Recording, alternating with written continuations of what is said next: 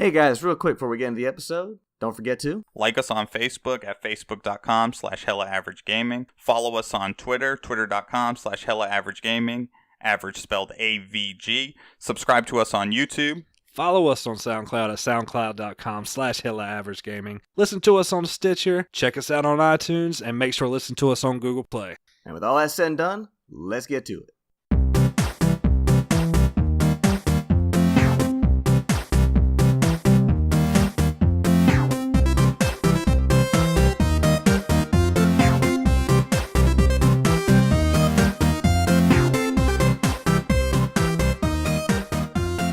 What's up, everybody, and welcome to episode 94 of the Hella Average Games Cast. We are back for another week of gaming, in-your-face gaming at that, but we don't have three this week. It's just two musketeers. Carmin, what's happening, buddy?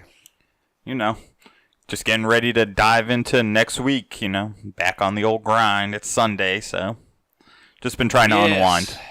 I feel you. Yeah, this Sunday has been a kind of chill one. I did some stuff around the house, Yeah, you did some work today, boy.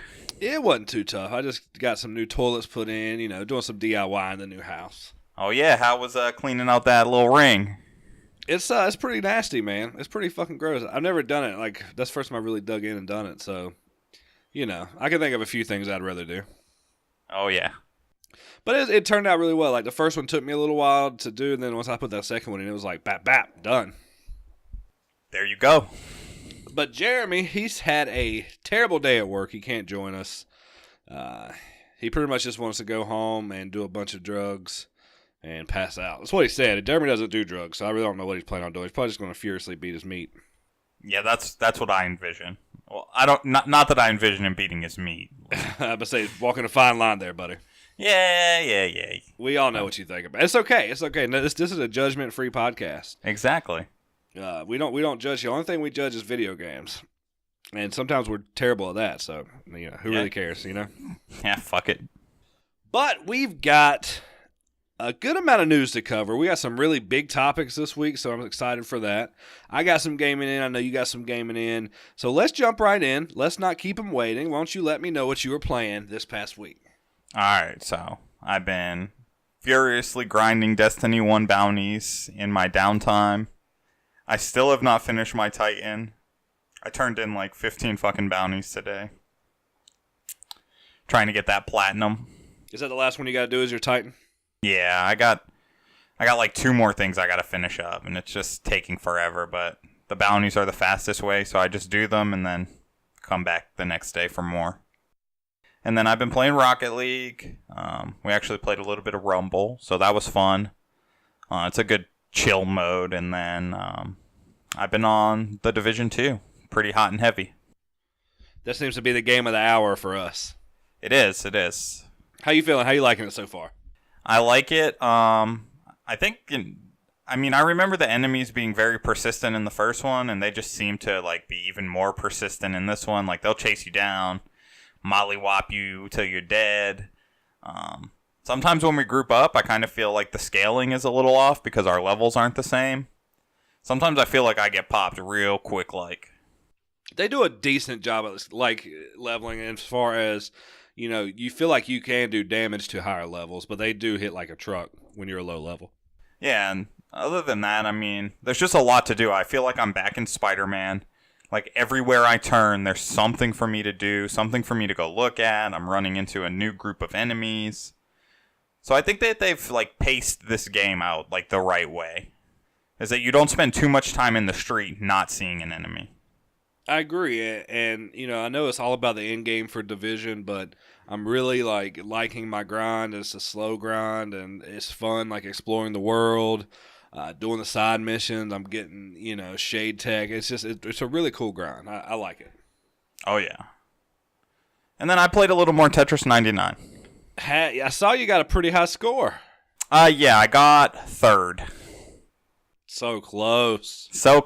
I realized that I was like top 5, and I fucking panicked. No. I had a really good board, and then sometimes, I don't know what it is, the controller seems to be like a little extra sensitive in this game. So did you have a strategy going in, or were you just getting lucky? I was just getting lucky. I was just getting KO. So, like, my strategy is always to start off, like, with my battle stick on KO, which is up.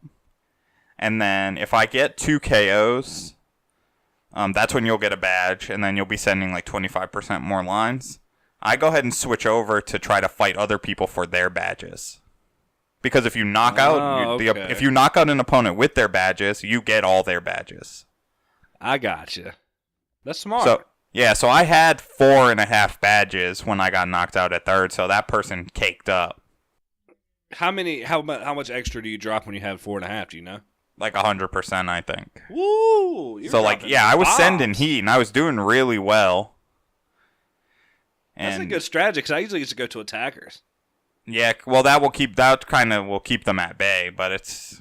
You know, if you got to get KOs to win. If you don't have KOs, like by the time if you make it to top 10 with no KOs, you're gonna get annihilated. I like that strategy. I might have to try to hit that tonight before bed. Yeah, definitely give that a go. It's definitely worth it. Do you play with your GameCube controller? Yeah.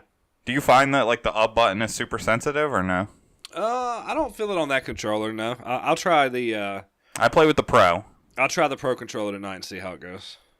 Yeah, let me know how you feel about that. But I've beat that fucking GameCube controller up playing Smash, so.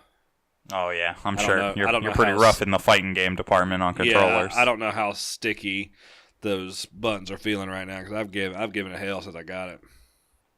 But, so, Division, what is your early take? I know we're like a third of the way through the levels. So what are you thinking about it so far? How many bags of dicks are we looking at? I'm looking at a solid 8. There's a few things that are like graphically that kind of like I really noticed them last night that there's like a lot of inconsistencies. Okay. Like I died one time and I pulled up the map after I died and literally I could see my dead body coming through the map on the screen. Okay. And some tweaks need to be made. There definitely needs to be some modifications done to the enemies because as they're popping up behind boxes and things. They could shoot you through the box before they're even visible. I got you. I haven't felt that too much yet, but I'm sure. Yeah, and some of the animations are a little janky. Like, I've seen some enemies literally not walk, but literally just, like, slide onto the screen. You got that phantom float going on. Yeah, so, like, they have a lot of that. There was just a lot of things I noticed yesterday. And I think those are, you know, just some very nitpicky things. Like, I'm okay with them if I know that I can get shot before they pop up. Okay, that's all right. But it's like they would, like, literally just, like, ramp their guns up behind the box, and then as they were popping up over it, one sneaks through, and then they're visible with their gun in your face, so. Gotcha. So little things like that will knock off points from me, but other than that, I think the game is great. I think that they've done... Graphically, this game looks fucking phenomenal in comparison to the first one. I love that monument view. It always makes you feel really epic. Like when you walk up on one, you push that down on the D-pad and it like pans out and you can see what you're looking at. I agree. It feels pretty good. Yeah, and I think it's a well-made game. I would have to agree. I'm probably a tad bit higher. I think I'm like an 8.5, maybe a 9. That's fair. I haven't felt some of the stuff that you were mentioning, but it's scratching the itch, every itch I wanted it to scratch, you know? Oh, yeah, it definitely is that grindy game that I've needed and that I've wanted to play. Yep, absolutely. Absolutely. And I'm loving getting as I'm getting higher, I know we were kind of complaining about the gear, but I'm starting to get a lot more blue gear. Comparatively, you know, it's not a shit ton, but compared to what I was getting, you know, I'm getting, 2 or 3 pieces each time I play. Yeah, and I'm to the point now with gear is that I'm not falling in love with any gear that I currently have because, I mean, I'm only level 11 or level 12. Like, the gear at level 30 is going to be where it matters. Yeah, and that's why I'm not wasting my materials on crafting. I'm just waiting until I hit the end game, and that's when I'm going to start worrying about it. Yeah, because then you're going to get the best items that you can get, as you're progressing. So then you get your first base level 30 set. And then from there, it's like you'll start looking for a certain piece that you want to upgrade. But shit will be dropping in that range. Yeah, I mean, you got 5 tiers to go through at the end, so that's crazy. The end game is intense. They're going to introduce a whole new faction at end game that they haven't introduced the whole game. Oh, wow. So I'm excited for it. Really excited for it. Kind of got that Destiny 1 itch feel to it. Oh, yeah, for sure. So what else? Did that cover the whole gambit of your gaming status this week? That was it. I haven't touched anything else. There's games dropping that I know that I don't have time for, so. We'll talk about some of that later. Have you been playing the Tappity Tap Titans? Of course. The game's been a drag. We're waiting for an update. I was about to say, did you bitch out the developers for your update? Nobody can, dude. They're fucking, like, radio silent. Dang, like, they started a beta, and then they've just gone completely silent. Might be all hands on deck. Maybe, or it's just an era coming to an end. Who knows? Who does Tap Titans? Game Hive. Okay, I don't really know them that well. Yeah, they're from Canada. Canada, eh? Yeah, boy. I mean, they put out good games.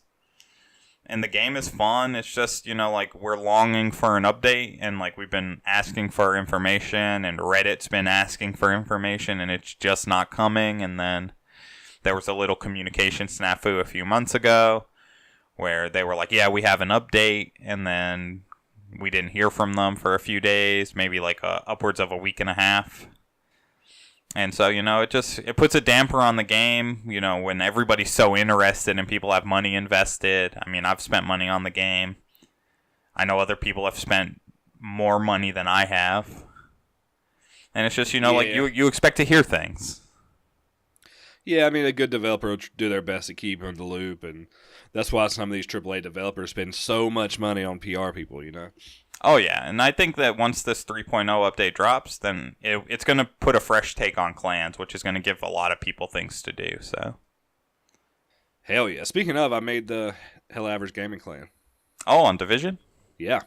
Nice, I'll join. But, I did Hella Average, because gaming you couldn't fit, but somebody took that already. So now it's Hella AVG Games. Motherfuckers. Yeah, I know, I couldn't believe that was taken. Some So bitch. if you hear this, and you've got the PS4 clan, Hella Average, relinquish that shit, and then join it with us. And that's not a threat. I won't come to your house. But I will.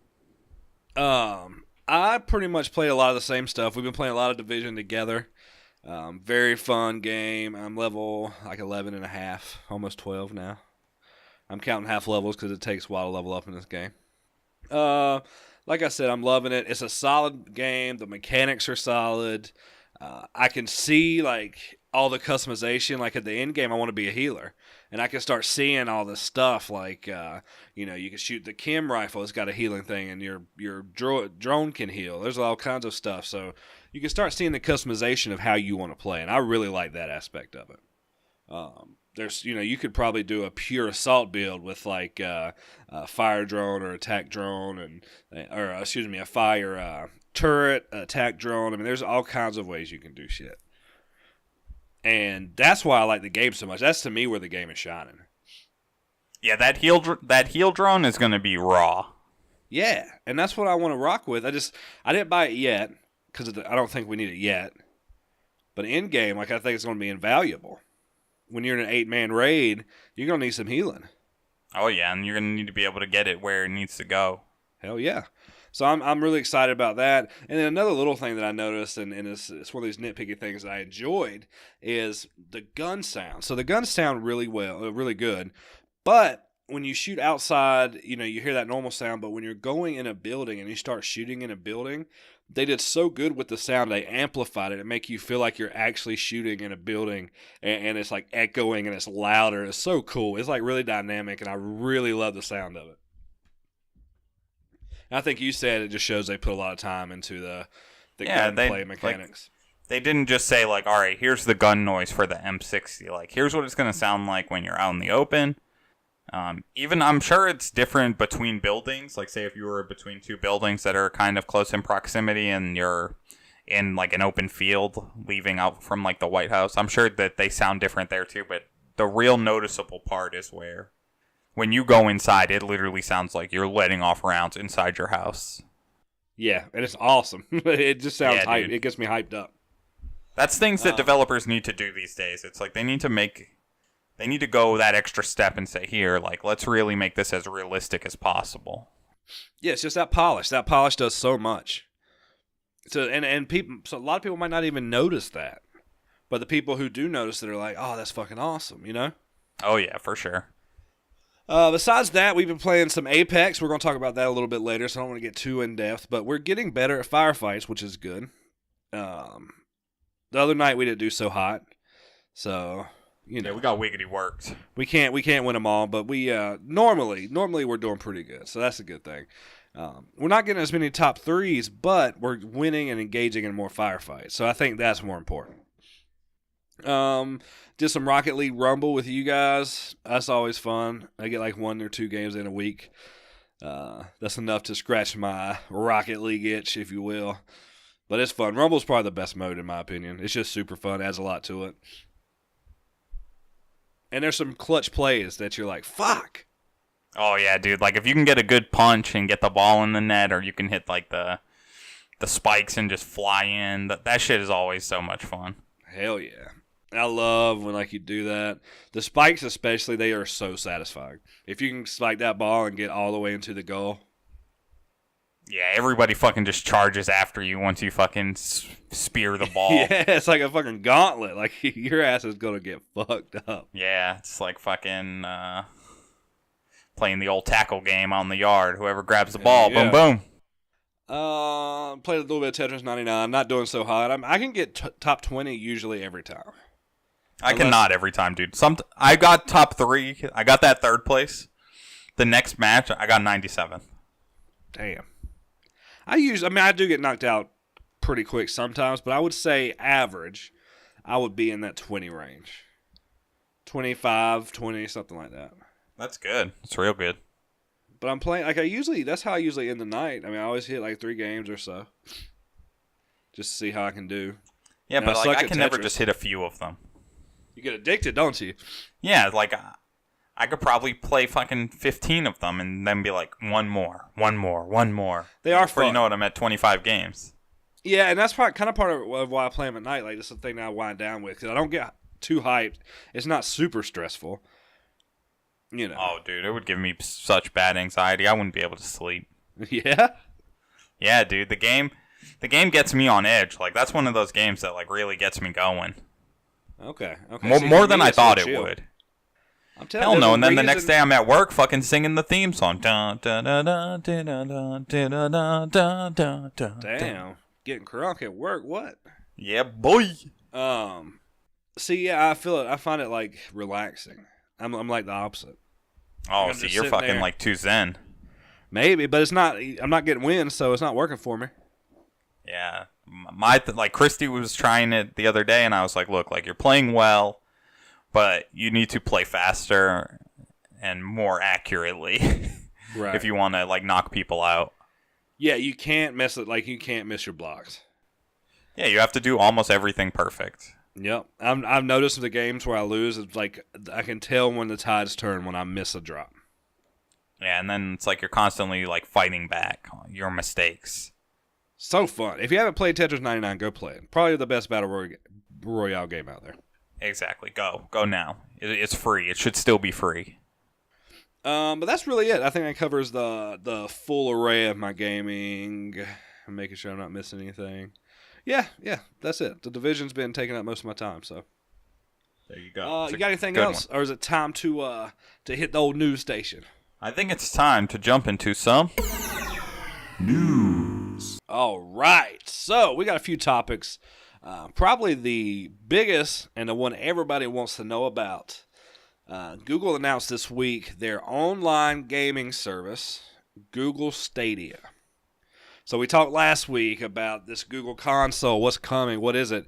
Turns out Google is using their infrastructure, their technology, to seamlessly stream games to any console, any tablet, any phone that can have or that has Google Chrome. It's insane. It's crazy. So, and like they're saying they can do this with little to no latency, which that's the issue. I mean, you've seen PlayStation Now try it. It was kind of laggy. It didn't work well. If Google could pull this off, that's huge news. Like this is the future of gaming, in my opinion. I don't think there's an if Google can pull this off. Google will pull this off. I think that too. But like with their infrastructure, there's no way that this fails. So what they're saying is this is going to be stronger than the PS4 and Xbox combined. It runs like 11 teraflops. And they're basically, so picture it like this. They're going to take the games, download them on their servers and their hardware. Then they're going to stream them to you. So there's no downloads for you. There's no patch updates. It's seamless. They're going to have save states where if you're watching me on YouTube, I can save it where I'm at, and you can jump in the game at that exact moment. Yo, that's going to be crazy. They have thought this through, and I haven't got this hyped about a gaming drop in so long. And it's not even hardware. It's just the cloud at its finest. Yeah, they're gonna do it right. The only hurdle that they'll have is getting games. If they want games specific for Stadia. If they just open up the realm to say, like, if a game's on PC, you can have it, then they'll have no issue. People will develop for PC till the end of time. Right. Well, we know they've got developers on board. They're going to have a couple exclusive games, I believe, at launch. I'm not totally sure, but I know that they do have that exclusivity in mind. But they also are definitely saying cross-platform is going to happen.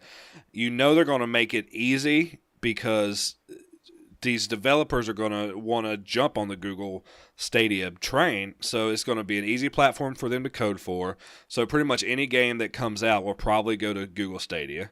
They're not going to make it difficult to code for, so they can tweak it for PS4, Xbox One, and now Google. I think it's going to be pretty much a universal thing. Yeah, that would be sick. And I think that some articles I've read have talked about how, like, if they need to scale up, so say the 11 teraflops just isn't enough, they can scale it up 13, 14, 15, like wherever it's needed. And that should be the scariest part for console developers. Like if your hardware is not going to be able to keep up with this, you're going to end up getting left in the dust. And there's a few gripes about it. Like, you got to think there's some people that do have data caps. You do need a fairly strong internet. I think they said anywhere from 20 to 30 megabits up or down, which is fairly strong. So it's not going to reach everybody, but their goal eventually is to reach everybody. And I think that can be figured out. I think you can figure out a way to limit the amount of pull it's going to take to get this thing running. Data caps obviously are going to be an issue, but they know that people, if the service is good, people will pay for better internet. I don't think that should be a big hurdle, and in my opinion, I don't see that holding them up. Right, and the person who's heading this up, Phil Harrison, has been pretty prolific in the gaming industry, but he made a good point. He said, look at music streaming when it became big, and look at video streaming when it became big. A lot of these carriers, like let's say cell phone carriers, they don't charge your streaming when you're on these. Like, I know certain ones don't charge for Netflix, certain ones don't do Spotify or whatever. So this could be something where they're like, hey, we're doing this streaming. If you're using Google Stadia, it doesn't hurt your bandwidth cap. Yeah, that would be dope.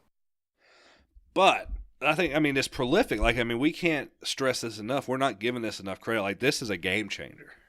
Oh, yeah. If this doesn't bring everybody back to the drawing board, I don't know what does.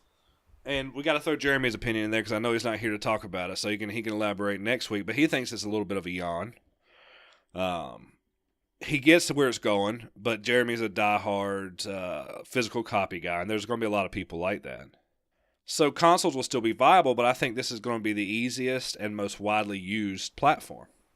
I'm not sure if consoles are still viable, though. If this dominates like they say it can, physical hardware will not be able to keep up with this. I agree. Because they could drop the PS5 and say the PS5 is running at 20 teraflops. Google Stadia can just increase their infrastructure to say, well, fuck it, we have 25. Or we have 30. Or whatever the limitation is. They can say, fuck it, like, we have unlimited teraflops. Like, whatever is needed for your game, we can provide. Oh, you want to stream 4K on your little fucking Asus Chromebook? Boom, here you go.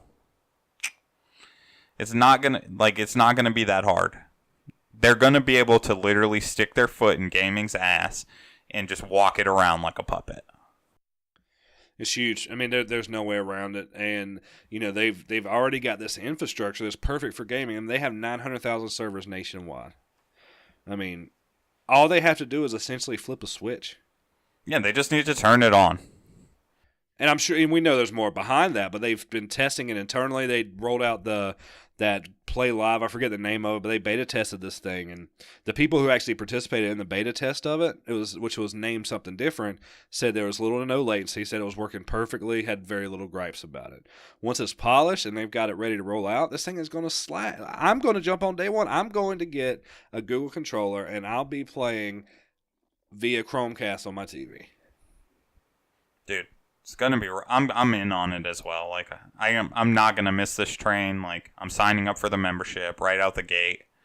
I honestly hope they have like a family plan, literally. So well, we can just have that. Yeah, let's talk about that. So what's the pricing models here? What can they do? What they haven't announced it. They're talking. It's going to come in the summer. It's like you've got a couple of options the way that I would see, and they're pretty much obvious. You either A, the service is free and you buy the games and Google maybe mark up a little bit to get their cost, or B, it's a subscription service, right? Yeah, I believe the subscription model is probably the way to go. I think that the sweet spot is probably $24.99 a month, but that needs to give you access to the whole library. You can't play every game. Like, there's no way. Like, even if they give you the full library, it's like you can't play every game, and you won't play every game. But it will allow, A, the game developers to get paid.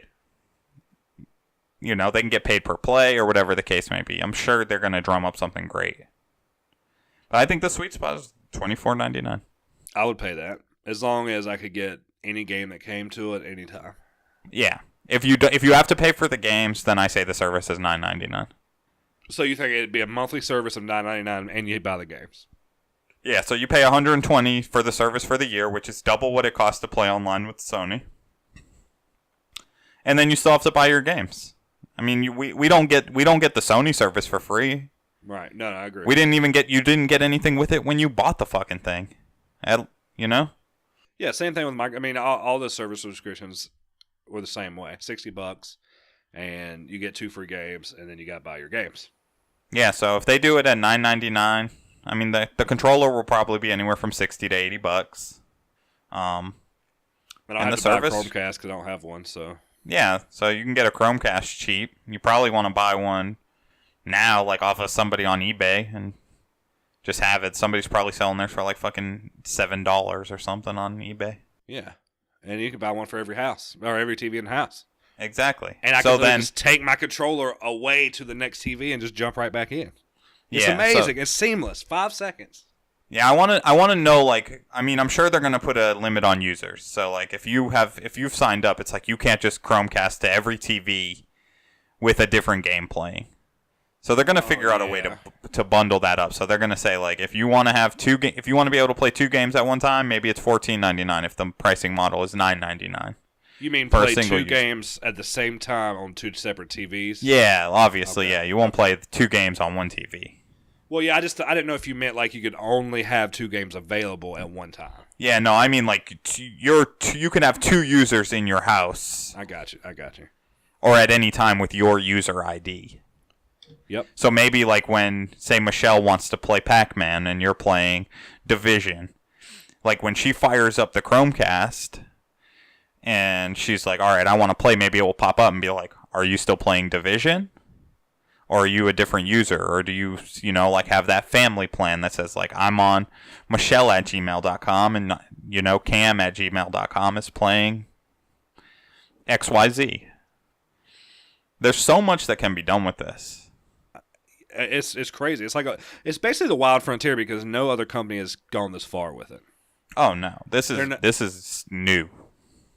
And this is something, in my opinion, that Google is doing as an afterthought. Like, they don't need to make money off this. They just have No, the structure, and they're like, this is a good way for them to bust into the realm where they want to do, which they want to do, and then they probably make money off of it. And it's going to bring back the YouTube gaming stuff. It's going to... That's another thing. Yeah, they're pushing YouTube so hard. Obviously, YouTube is part of Google, right? It's under their umbrella. Mm-hmm. But what's that going to say for YouTube? I mean, when you're watching a streamer on YouTube and they drop a link to where they were, and you can just jump right in. Yeah, that will be super cool. They're going to have to add a lot of security around it. Because you obviously need to keep your streamer safe, so to say. But yeah, like, if you can seamlessly run, you know, you'll obviously have limitations with streaming. To the point where it's like, if you want to run your OBS and you want to run, you know, different capture stuff, like, you'll obviously still need a powerful computer. But literally, like, I could be in the middle, I could be stuck in a level in Crash Bandicoot and be like, Cam, I'm going to send you this link. I know you beat level 7. Help me out. It's crazy. Crazy. Oh, dude. Now, Nuts. so do you think that, let's say Google comes out and it's a smash hit. Stadia is just killing it. Are streamers going to leave Twitch to go to YouTube? Dr. Disrespect, Ninja, Shroud, are they going to go to YouTube at that point? I don't think so. You think they'll stay with Twitch? I think some people will jump. I think it will give other people an opportunity to shine. I mean, I'm sure that there's super huge Mixer streamers. I just don't get on Mixer. I'm sure there's people that are on the YouTube gaming stuff that are super big, that have just grown their crowd there. But I don't think that with the money split that these big streamers get from Twitch, I don't see them leaving. Because there's free money on Twitch with the Amazon Prime. Agreed. And now another thing, could Google strike a deal with Amazon and all of a sudden you can drop the same links on Twitch? Maybe they figure out a way to partner, but I don't see them. I don't see Amazon, who owns Twitch, saying, "Hey, yeah, we'll let you use your Prime subs over there on YouTube Gaming." Yeah, I agree. That stays at home. Yeah, like, they're not going to give that up.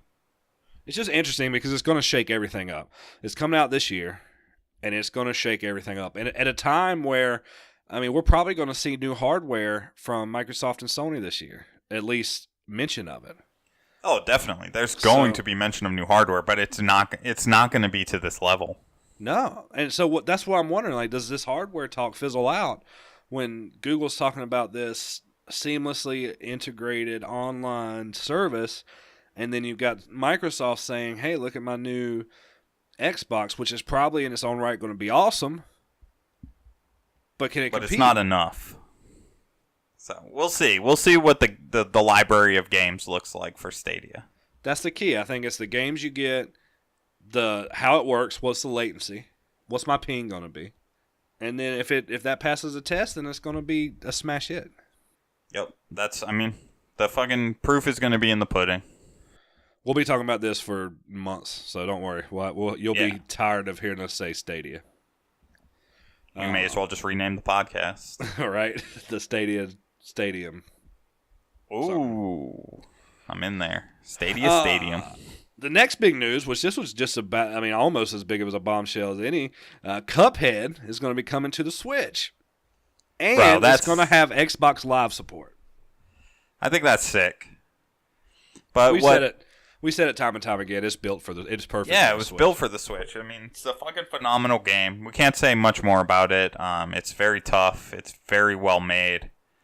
But I wonder, like, think about this. It's like Microsoft and Nintendo are both in this, like, let's play nice together. But some of these, like, nice things, you have to keep to yourself.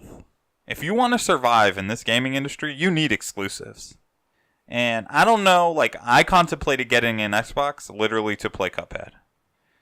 And now that it's coming to the Switch, it's like I finally get access next month. I'll be able to play it. I'll actually be able to finish it.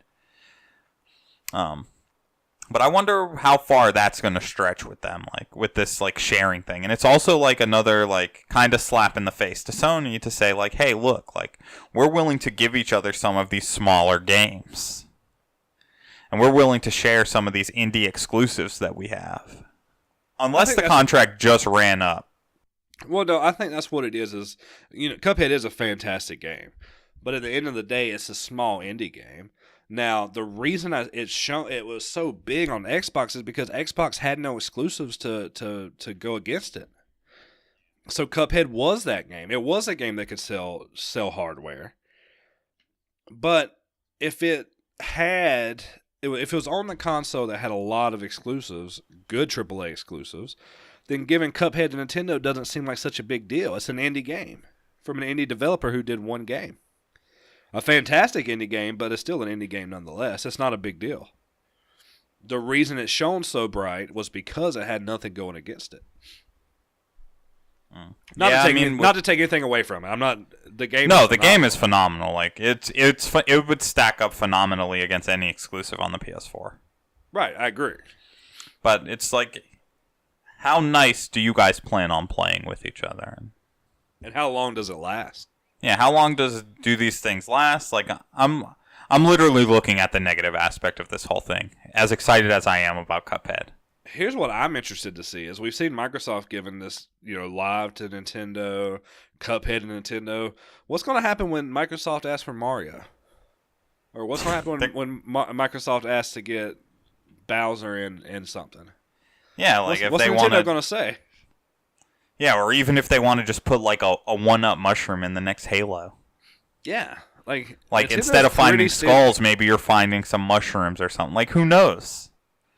Nintendo's gonna fucking laugh in their face and say, "No, you can't have our character." That would be terrible. Like, literally, Nintendo's gonna poach everything off of them. They're gonna be like, "Yo, can we put Master Chief in Smash?" And Microsoft's gonna be like, "Fuck yeah, that'll piss Sony off so bad." So then Master Chief will come to Smash. And then they'll fucking come up with some cartoony game that they're playing, and they'll be like, "Yo, can Mario make a guest appearance?" Nah. And all the fucking Nintendo directs are going to be like, "Ha ha ha, fuck no, that ain't happening." I think it's almost a guaranteed shot now that Master Chief is going to be in Smash. Yeah, I mean, he would fucking fit. He'd fit right in with fucking Star Fox. Like... Well, and that's gonna be scary. That like Nintendo is gonna probably work one over on Microsoft. I hope that's not what happens, but it could so easily happen at this point. Nintendo hasn't gave anything to Microsoft. It seems like. Yeah, no. I mean, they'll end up giving them some small shit. Like, they'll just be like, "All right, yeah, sure, you can take this little guy over here. Here, fucking take Kirby. Who cares about Kirby? Put Ness in your exclusive baseball game. Here's a villager." Yeah. Oh, would you like one ice climber? You cannot have two. Oh, shit. So we'll keep an eye out for that. But that's huge news. I'm excited to see what happens with this little partnership they've got and see if it nudges Sony to do anything. I don't think it does, but we'll see. We got some Mortal Kombat 11 characters we got to drop here. Woo! The game's looking very crispy. If you haven't seen some of these drop trailers, they look really good. So we got first on the list. We got Shang Tsung making an appearance, and it's actually played by the actor who played him back in the day. The movie when did it come out? 1996 or something. I forget. Yeah, 95, I think. 95. Yeah, played by that actor is actually going to be doing the mocap and voice for this Shang Tsung. So that's pretty cool. He's going to technically be a DLC character. It said. And you said he's going to be like the Keeper of the Crypt or something? Yeah, he's going to be like your director in there. Okay, cool. And the crypt, if you remember, which I didn't mess around too much with it, but that's so you can get extra items and stuff like that in the crypt. It's like a giant maze, if I remember right.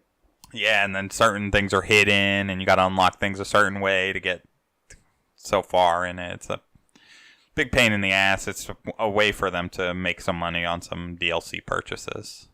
Yeah, which I'm not mad at them. No. You can earn all the coins in game, so I'm sure you had a boatload of them with as much as you've played Mortal Kombat 10. I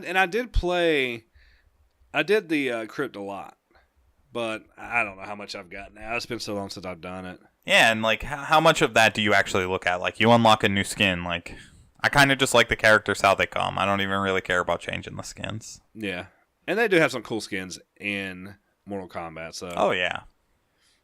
Who else we got? We got Noob Saibot, who's one of my all-time favorite characters, making an appearance. And if you haven't seen his trailer, go check it out. Bruh.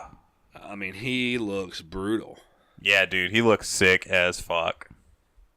what I didn't know, and I don't know a lot about Mortal Kombat lore, is apparently he's Sub-Zero's brother. Really? Mm-hmm. Yeah, absolutely. I didn't know that. I probably should read up on the Mortal Kombat lore. Yeah. It happened in Mortal Kombat Deception. And he was the original Sub-Zero who was killed by his nemesis, and then now he's like the brother to the new Sub-Zero. That's not confusing at all. The lore is deep in Mortal Kombat. Like, in mildly Alabama.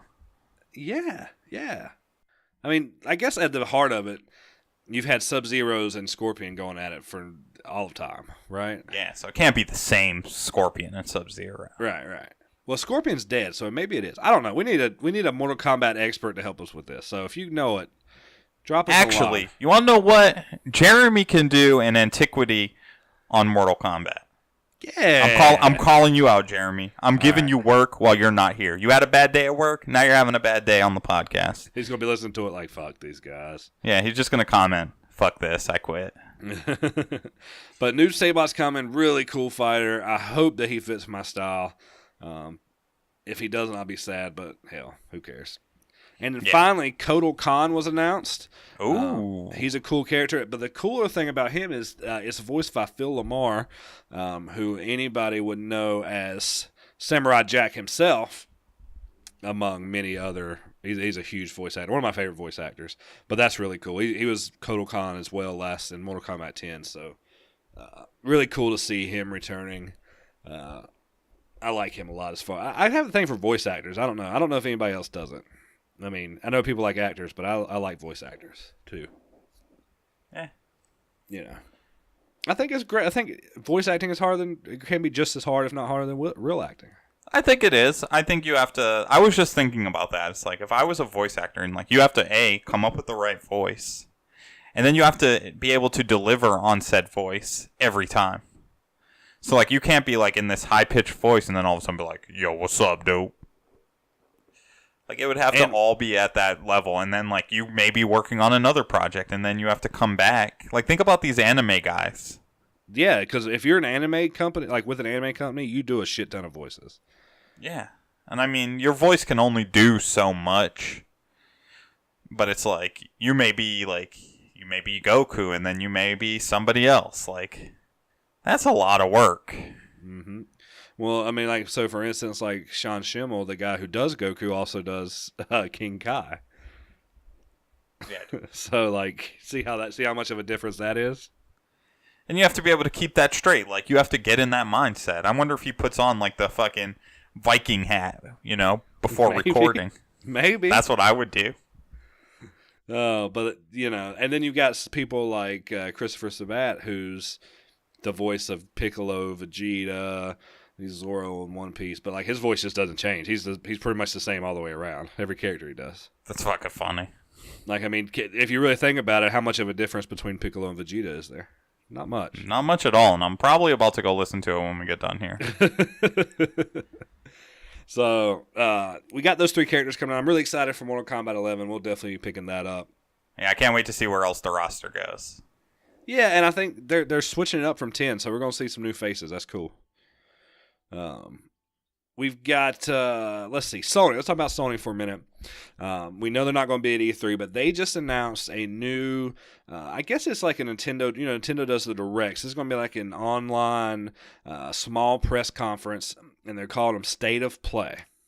And their first one is going to be tomorrow, so Monday, 5 p.m. Eastern, so I don't know where that ranks up to your time, but they're going to show new games, gameplay, trailers. They're going to talk about the games we already know, like Ghost of Tsushima. That's a hard one to say, by the way. Dreams, Days Gone, Death Stranding, Last of Us 2. We know about those. We're going to see more of that, but they have promised new games. So Sony's trying to get the hype train going, it sounds like. Yeah, I think they're trying to just, like, kick this one through the end zone, like this gen, and just say, like, look, like, we're still here. We're going to stand strong as Sony, and we're going to continue to deliver phenomenal content. I'm excited for this. I'm excited to see what new stuff they drop. You got any predictions, anything that you think might be coming down the pipe? I'm not sure. I think that they'll just, I think that this one will probably focus on all the games that we already know, like you brought up, Dreams. They need to show more Death Stranding. Like, that game is already hella confusing. And it already has me wondering, like, what's going to come of it. Ghost of Tsushima is going to be great. Like, I think that they can focus on some of these games that are already coming out and then maybe give you, like, 1 or 2 games and then a pretty, not a lengthy sizzle reel, but enough to show you 5 to 7 games. Yeah, and Sony's been quiet other than those 5 games. So, you know, I don't really know how far off. I would love to see, and I've been saying it for a little while now, but Twisted Metal, I need it to come back. That would be so sick. And they haven't done one in a while, so this would be a perfect time to drop it. Yeah, that would fit perfectly. Siphon I don't even think they have to Siphon show Filter. a game. I think they literally just need to show the ice cream truck pull up, pitch black, and then the head just lights on fire, and it only sits there for like 2 seconds and goes away. That's fine. I don't need a gameplay. I just want to know it's coming. Oh yeah, dude. I would love to have a new Twisted Metal. If they just tell me it's coming and it comes out next gen on the next console, that's fine. I don't care. I just want to know that it's coming. Oh hell yeah. So that and a Siphon Filter. Those are the 2 I've been wanting. Yeah, you really want a Siphon Filter. I do, and I know people. You're call a rare breed of man. You know, it's the janky, whatever, Metal Gear. I don't care. Call it what you want. The janky Tom Clancy, but still, I love the game. And I remember we talked about on the podcast, they renewed that name for some reason, and they haven't done anything with it. Maybe only for the sole purpose of not losing it, just in case. Maybe. I mean, it's one that not a lot of people know. I mean, we know about it because it came out during our time, but new gamers I don't think know a lot about Siphon Filter. You would think. Yeah, I don't think so. But I'm excited, so we'll definitely talk about that. I'll be at work. It'll come on at 5, so I'll be able to watch it some there, and hopefully I can get most of it, you know, get live feedback. Like, I like writing it down so I have shit to talk about on the show. And I'll be driving home. Well, I'll keep you up. I'll shoot you with all the texts. I might fuck with you. PS5 drops right now. Go get it. Shit, have my ass flipping my car over, dog. Trying to get back to GameStop. Oh shit, Jesus. The hardware. Let's talk about Apex Legends Battle Pass. It came out since the last podcast.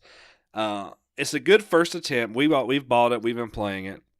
There's not a whole lot of challenges in this one. I think they just wanted to get you used to it.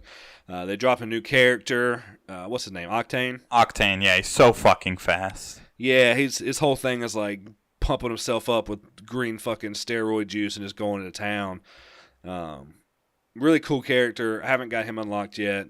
But they've got some cool stuff in this Battle Pass, and I think the best part about it is it shows promise for their next Battle Pass when you know they want to add more challenges and stuff. Oh yeah, I think they literally just want people to get their feet wet. There's a lot of it's all purely cosmetic stuff. I think that it's worth the money.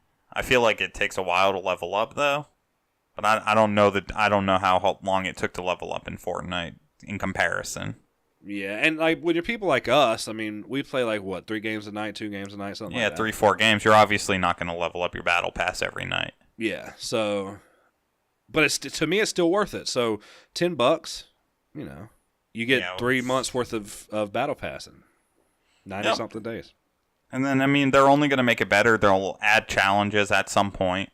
And then that will make the game, that will add another level of complexity to the game to say, like, well, like this week's fucking shotgun, so here I'm going to focus on getting my shotgun game up. It's going to force people to play outside of their comfort zone, which is going to make the game feel fresh. Yep, you have my ass sniping. Ooh. Watch out now. Yeah, I need to watch out because I'm going to get lit up. Yep. Apex Legends is still standing out as one of the best games this year, in my opinion. Josh brought up a good point last week. If you didn't listen to last week's episode, it's something that really rang true with me, is that this was a game built as a battle royale. They didn't build Titanfall 3 and add a battle royale. They didn't build Battlefield 5 and who added a battle royale game later as an afterthought. This was built from the ground up to be a battle royale, and I think it shows. Without a doubt. So, they did their damn thing on this. It is one that I plan on playing for a while. So I'm excited. Actually, we'll probably get some games in tonight after this podcast is over. Yup. And I think the last thing on the list, if we don't miss anything other than this, is Sekiro, or Sekiro. It's hard to pronounce. I'm not sure exactly how it gets pronounced. It dropped, and it is getting really good reviews. It's pretty hot right now. Yeah, I'm kind of like, I got that like FOMO going on. Oh, yeah. Because it's like, I know that I want to play this game, and I know that it's great based on what I'm reading. But I just do not have time to plunk down on the couch or in my chair and just fucking grind this game out. I agree. And it's like, it's killing me inside a little bit. It's from Software, so you know their formula, the Dark Souls and Bloodborne, that style of game. It's supposed to be easier, so it's not quite as hard, but it's still going to be a mean challenge. And, it's got on Metacritic right now sitting at a cool 90 and an 8.2 user score. It's a must play. I've heard nothing but good things about this game. And I can't wait to play. It's going to be a little while when I have time, because that's a game that I can't play any other game with. I have to sit down and play that game. Yeah, you got to be able to put in, 2 or 3 hours of solo grinding, and then maybe you jump on with your boys and play, a few games or a few missions in Division or run in Apex just to, like, ease the night off. But yeah, that's going to be like my God of War grind. Like, I can't wait. So at this point, I'm probably waiting for a price drop. Me too. And I'm kind of, the last game that I felt this way about was Red Dead Redemption. I rode this wave of hype. It came out, it had fantastic reviews. I bought it, and it just fell off short on me. It got boring. So I'm hoping this doesn't go the same path. Yeah, I don't think this will be. I think this game will have enough pace and enough material in it to keep you involved. I do too. So, and that's why I'm still really excited for it. I anticipate the price dropping fairly quickly. I mean, these new games are dropping $10-15 pretty fast, a couple months out the gate. Yeah, so like as soon as I see a sale on it, I'm gonna get it. Like I think the game is worth $59.99 without a doubt. Like if you haven't bought the game and you want it, I say go get it. Just based on the nature of how I've been playing video games, it's not a purchase for me at this moment, but the game will be purchased at some point. Yeah, solely off the reviews, the gameplay I've seen of it, it's phenomenal looking. I'm hoping it just plays as well as it looks. We will see soon, and then we'll report back a few months late. But you know it. We'll be late, but we'll get there. Yes, sir. That's all I got for the news. Did we miss anything? I don't have anything else. It was, it was slow, and then after last week's long podcast, it's nice to have us a quick one. Yeah. Even though we're still at the hour mark, so that's normal. Yep. Well, if we got no more news, we're not going to hit a super fight. Jeremy's not here. He's the reigning champion, even though he got beat by Josh in the special round last week. But go ahead and get some plugs in there, Carmen. Let's get out of here. All right. So if you haven't checked us out on YouTube, we're back. Select Start is in full force. We have videos rolling out twice a week. If you haven't followed us on all of our social media, you'll be able to find that in the description box below, depending on where you're listening. What else? That's it. Just continue to support us, and like always, play on and stay hella average. Peace. Light up.